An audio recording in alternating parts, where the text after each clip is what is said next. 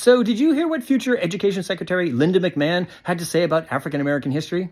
Yeah, at her confirmation hearing, Senator Chris Murphy asked her about the reach and scope of Trump's recent executive order threatening to defund public schools with DEI programs. If you're running an African American history class, could you perhaps be in violation of this executive order? I'm not quite certain, and I'd like to look into it further and get back to you on that. So there's a possibility, you're saying, that public schools that run African American history classes, right? This is a class that has been taught in public schools for decades, could lose federal funding if they continue to teach African American history.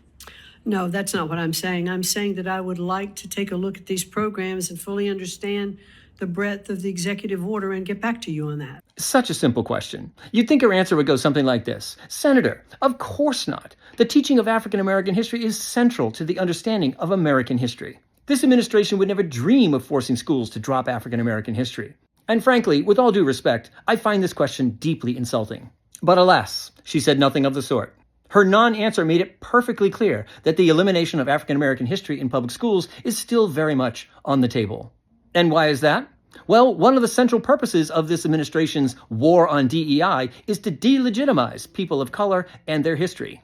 When they brand people of color in positions of authority DEI hires, they are declaring that the only people competent to hold those positions are white. When they brand Black history as woke or some radical CRT indoctrination to get kids to hate their country, they are declaring that in America, the only legitimate history is white history. That's why this administration has banned all commemoration of Black History Month in the military, and why they're considering restoring Confederate names to American military forts. So the Trump administration may not end up banning African American history from public school education. But you better believe that moving forward, they will seize every opportunity possible to demean people of color and their history.